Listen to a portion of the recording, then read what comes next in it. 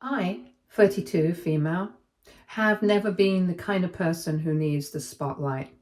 I'm the dependable one, the one people count on to show up early, stay late, and bring snacks. I'm quiet, but I listen. I help where I can. I've just always found comfort in being the steady, reliable presence in the background. Growing up, my cousin, Melissa, 31, female, was the complete opposite. She was bold, loud, dramatic, in a fun way, and always the one everyone noticed first. She could walk into a room and own it like it was a stage. People loved her for it. Our grandmother used to call us the moon and the sun. Melissa was the sun, bright, loud, impossible to ignore, and I was the moon, calm, quiet, always reflecting things from the background. She meant it affectionately, and honestly, it wasn't wrong. Despite being such different people, Melissa and I were close when we were younger. Our moms are sisters, and we grew up just a few blocks apart. We had sleepovers almost every weekend, traded clothes, shared our crushes, and swore up and down that we'd be in each other's weddings one day. It was that kind of childhood closeness that feels like it'll last forever. And for a long time, it did.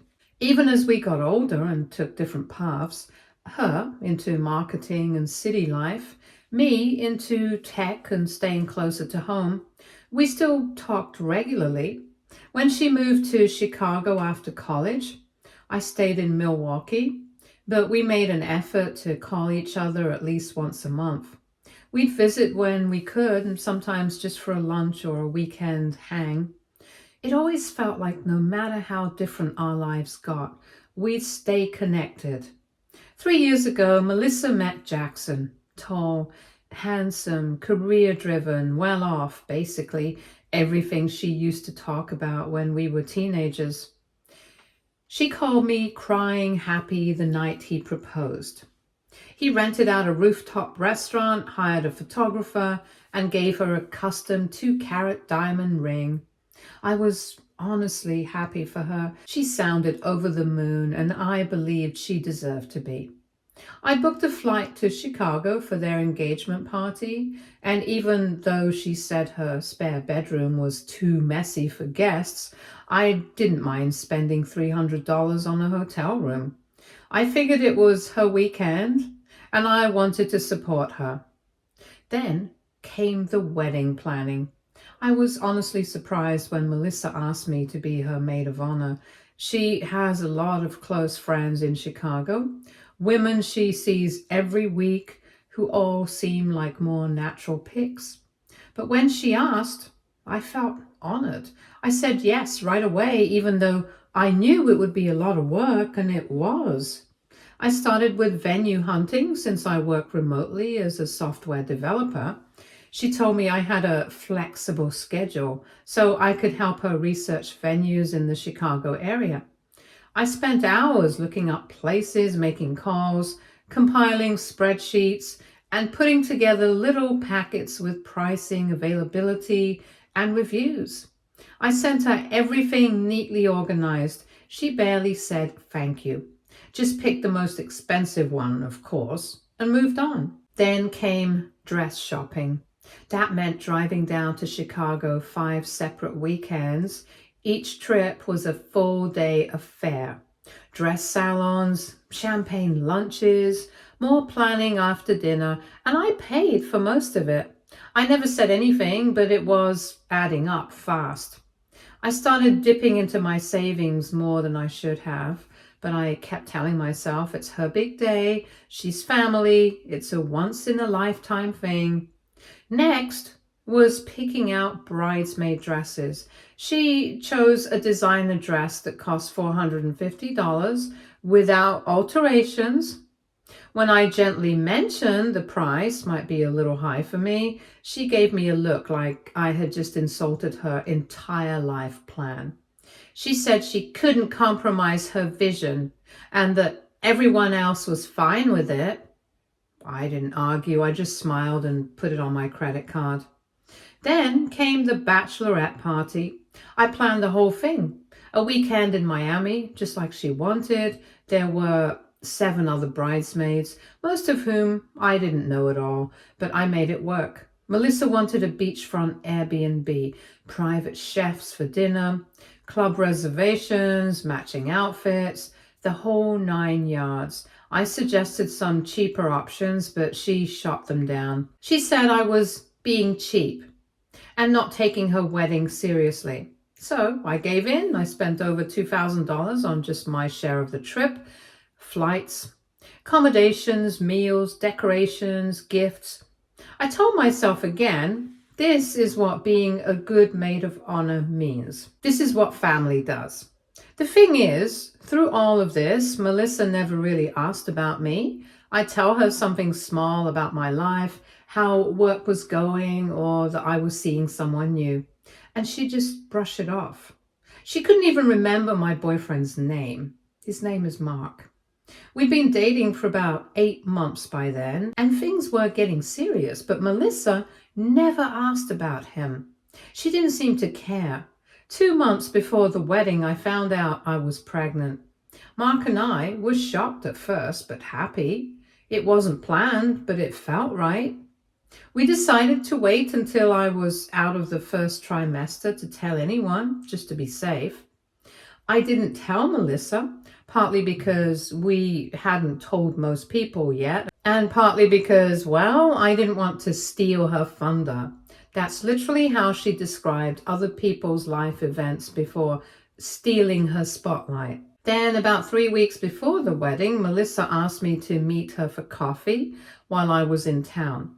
I assumed it was to go over final wedding details or do a quick check-in. I even brought my little notebook with all my lists just in case she needed anything. Instead, she blindsided me. She started by saying she'd been thinking about the wedding photos. Then she said she wanted a more cohesive look for the bridal party. I was confused at first, not really following where she was going with it. Then she dropped it.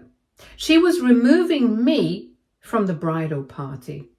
She said that her Chicago friends all had a certain style and energy and that I didn't quite fit in.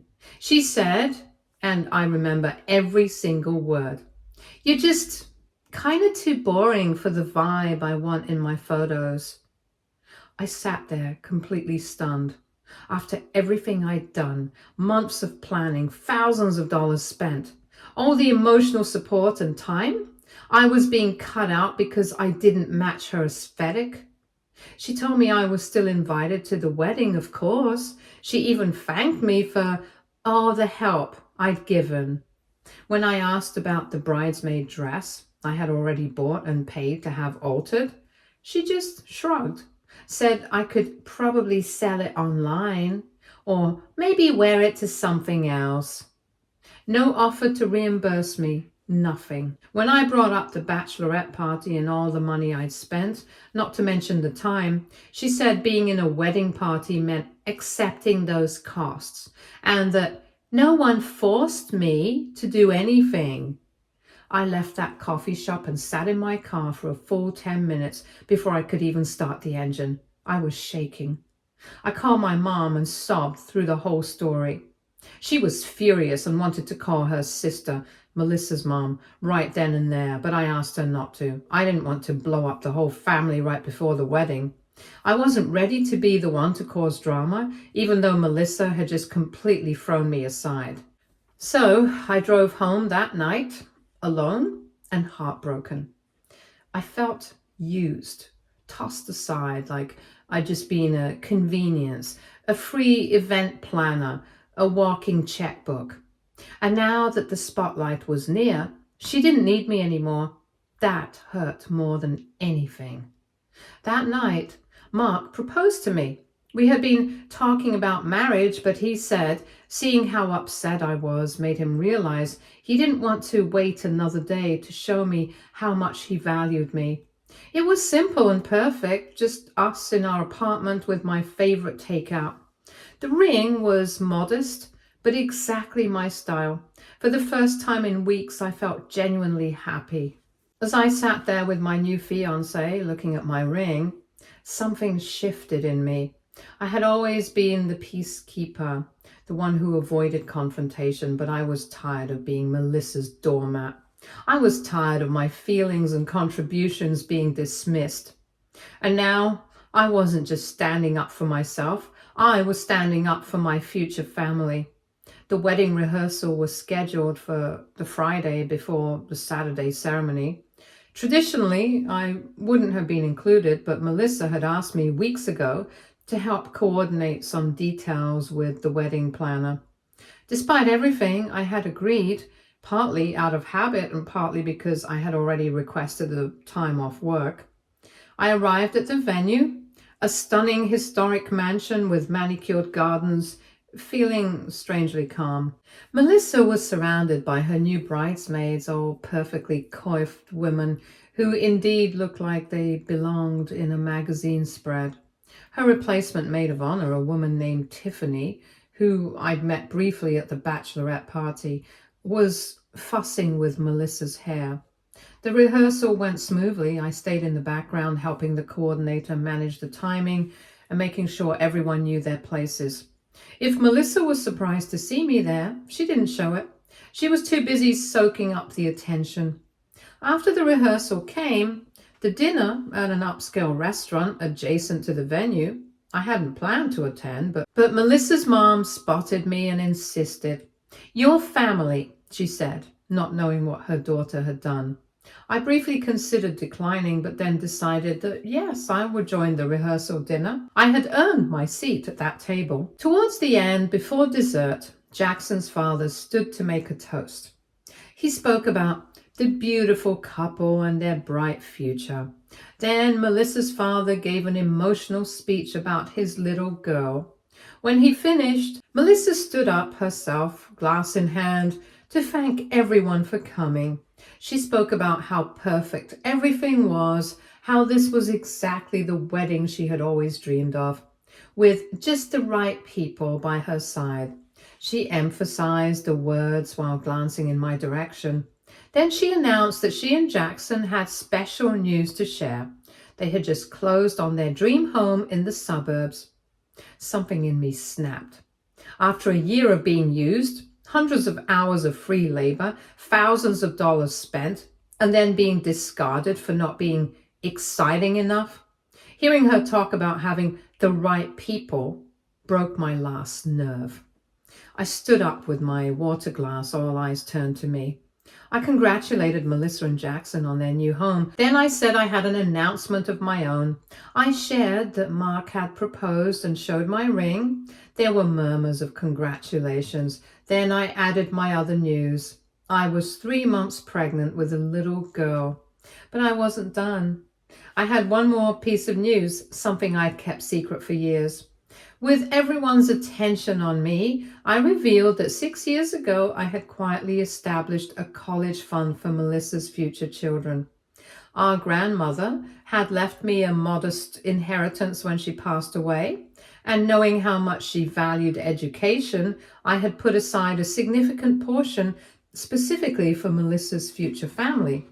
Every month since then, I had been adding to it faithfully. The fund now contained over $30,000.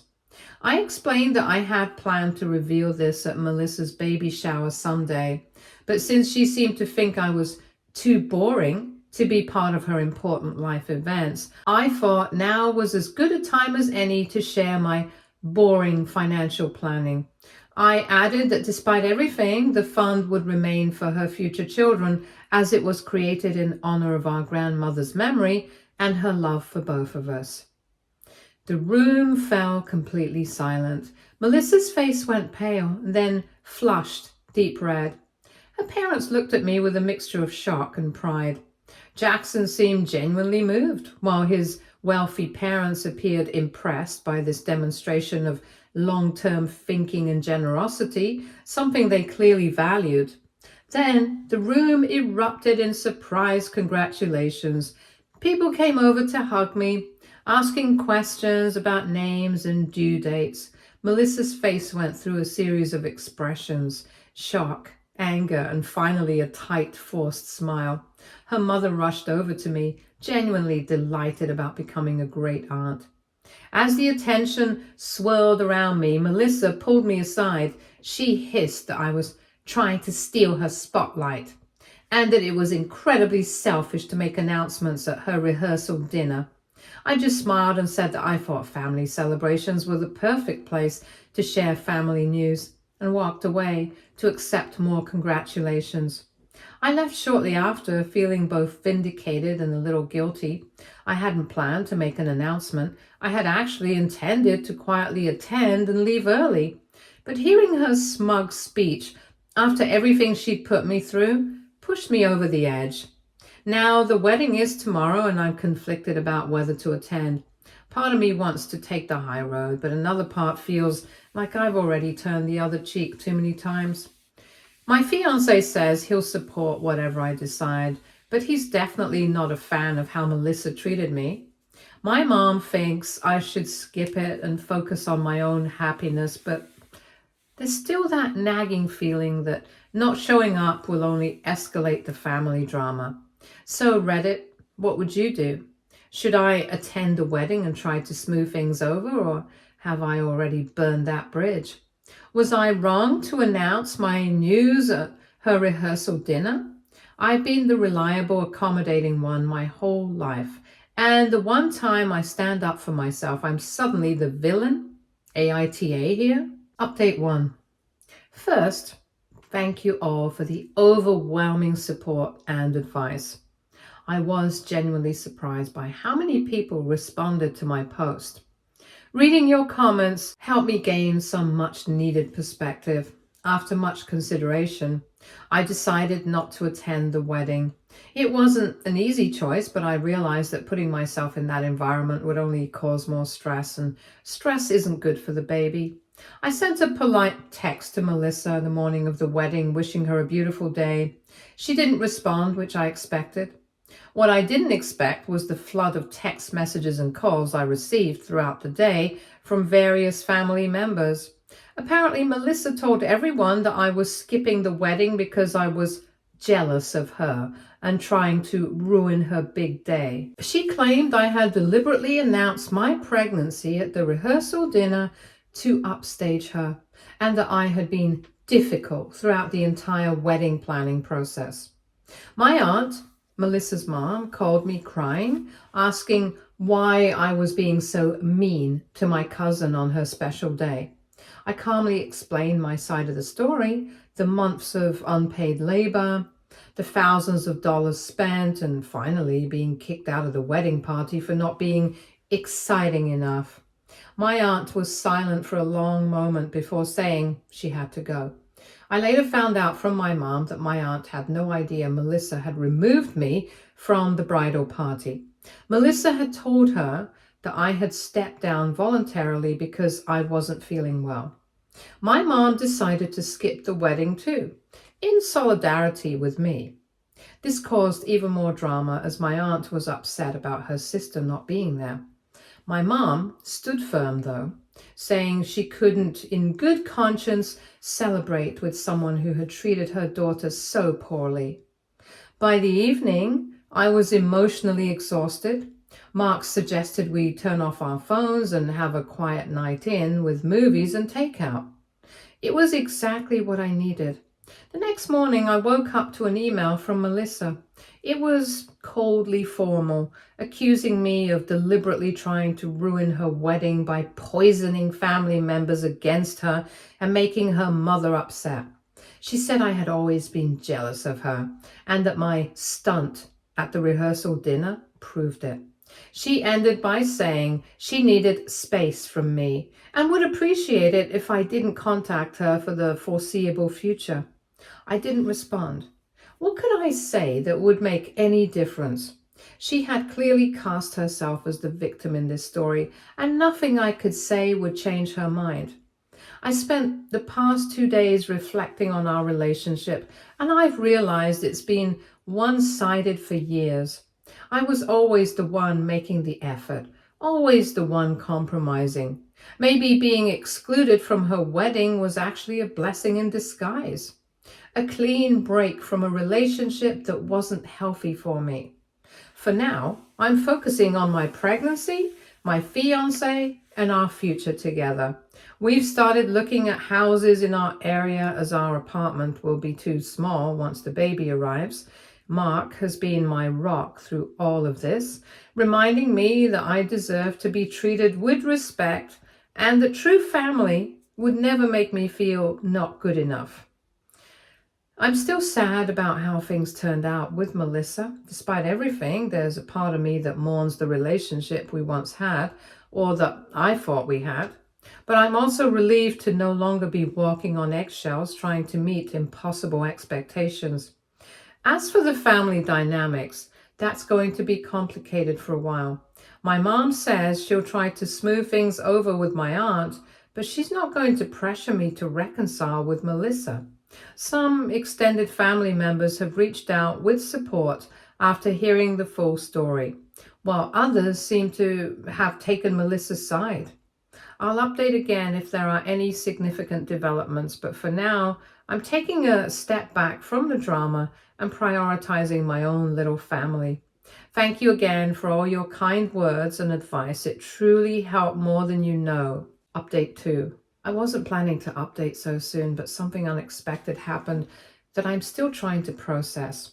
Yesterday afternoon, I received a call from my aunt, Melissa's mom. Her voice sounded strange, subdued and hesitant. She asked if she could come and visit me in Milwaukee. I was surprised, but agreed, and she drove up that same evening. When she arrived at my apartment, I could tell she had been crying. We sat down with some tea, and she immediately apologized for how she had reacted after the wedding. Then she shared something that left me speechless. Apparently, after the wedding, she had several guests approach her, asking about the bridesmaid situation.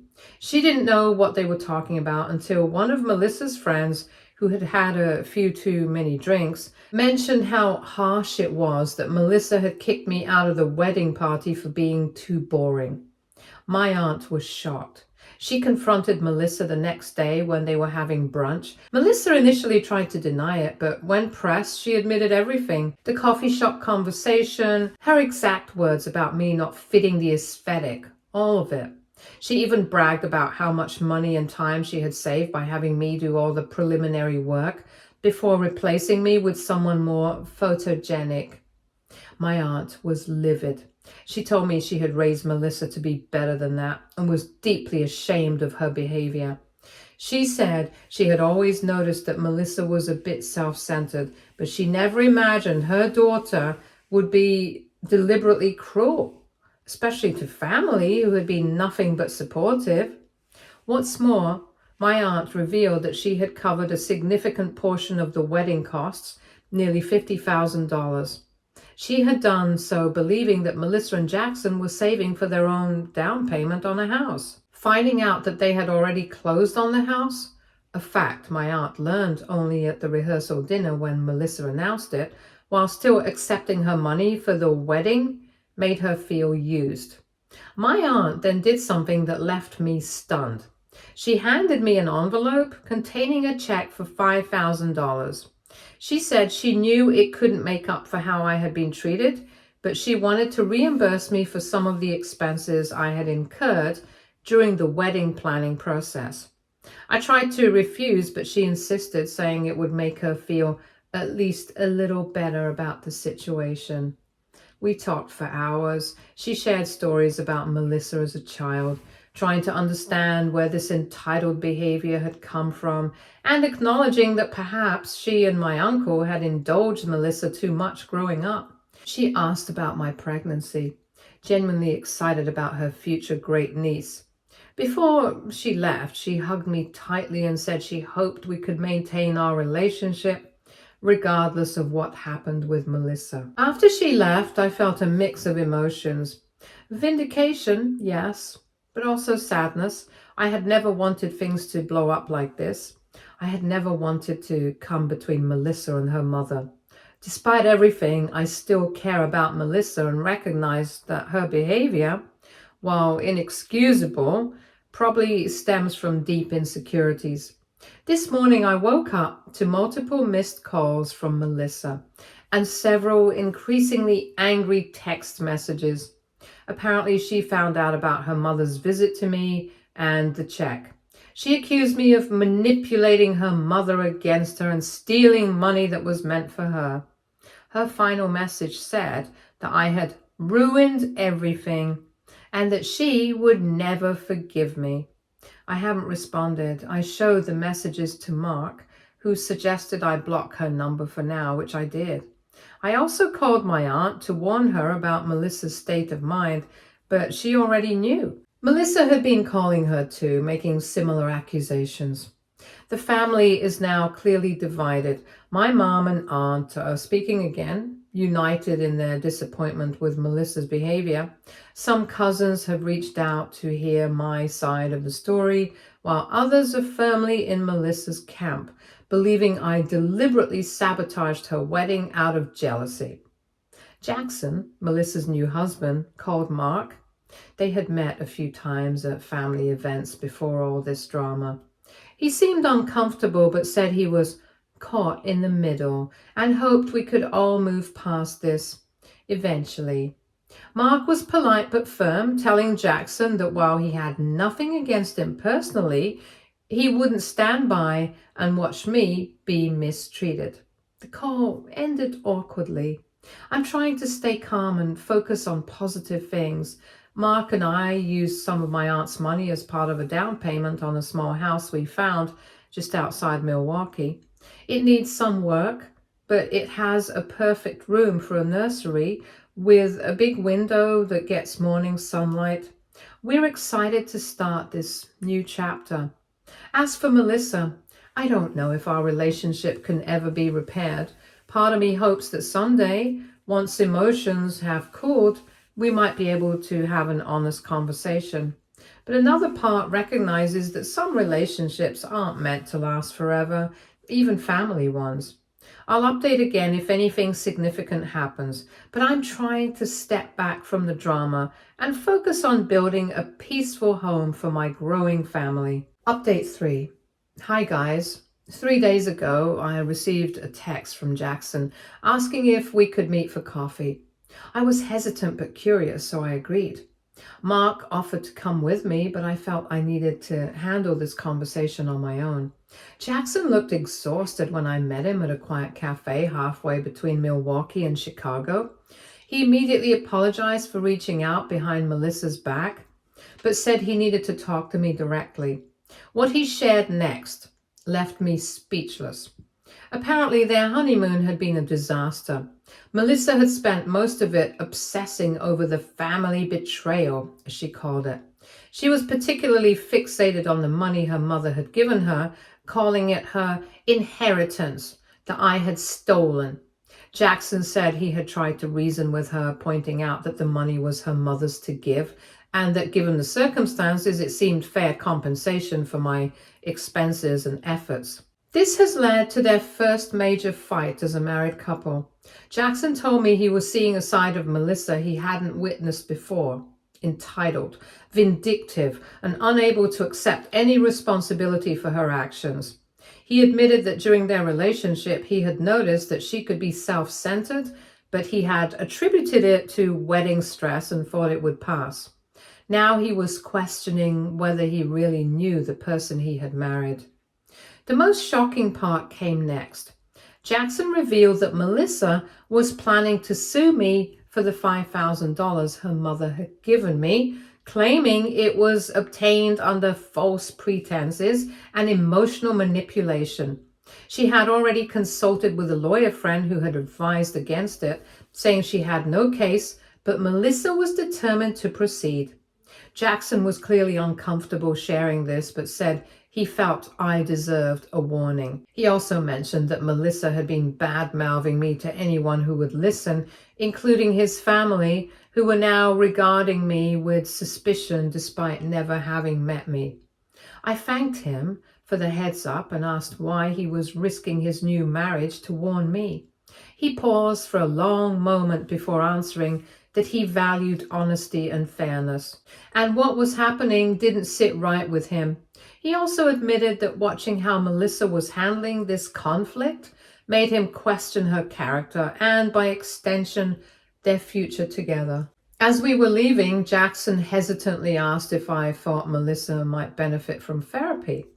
I carefully suggested that everyone can benefit from an objective perspective, sometimes, especially during major life transitions. He nodded thoughtfully. When I got home, I called my aunt to relay the conversation, particularly the part about the potential lawsuit. She was horrified, but not entirely surprised. She told me not to worry, that the money was a gift freely given and no court would side with Melissa. Still, she was deeply saddened that her daughter would even consider such an action. The next day, things took another turn. My aunt called to tell me that she and my uncle had had a serious conversation with Melissa.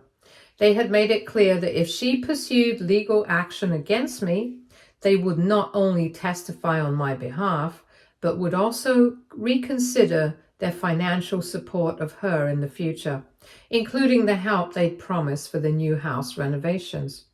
Faced with this ultimatum, Melissa had broken down. According to my aunt, it was the first genuine emotion she'd shown throughout this ordeal. Not anger or indignation, but real pain and confusion. She had sobbed that everyone was turning against her, that her perfect life was falling apart, and that she didn't understand why. My aunt, seeing an opportunity in this moment of vulnerability, had gently suggested that Melissa consider speaking with a therapist to help process everything that was happening. To everyone's surprise, Melissa had agreed. Yesterday, I received an email from Melissa. Unlike her previous communications, this one wasn't accusatory or angry. It was brief and somewhat formal, but it was a start. She wrote that she was taking some time to reflect and had decided to postpone any legal considerations regarding the money. She also mentioned that she was seeking professional guidance to navigate this difficult time. There was no apology, but there was also no blame.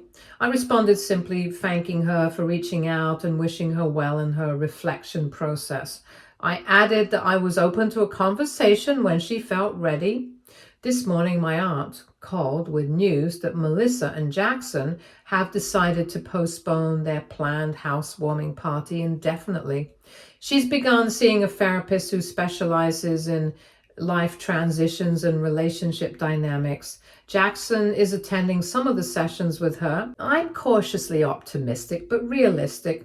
People don't change overnight, and years of patterns don't dissolve with a few therapy sessions.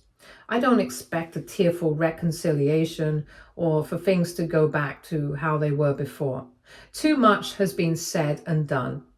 But there's a small part of me that hopes that maybe, just maybe, this crisis might lead to growth for Melissa. That perhaps she might emerge from this with a better understanding of herself and how her actions affect others. As for me, I'm moving forward with my life. Mark and I close on our house next week. We've started buying things for the baby and discussing names. My mom and aunt are planning a small baby shower for next month. I'm finding joy in these simple preparations for our future. I don't know if Melissa will ever be a part of that future. I don't know if she'll ever meet her little cousin or if we'll ever share holidays again, but I've made peace with that uncertainty. I've learned that I can't control how others behave, only how I respond.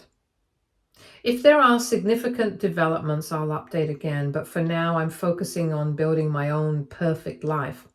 Not one for show on Instagram, but one filled with genuine love, mutual respect, and the kind of boring reliability that makes a family strong. Thank you again for all your support through this journey. Your comments and messages have been a source of strength during one of the most challenging and transformative periods of my life. Stay tuned for more stories from our girl relationships.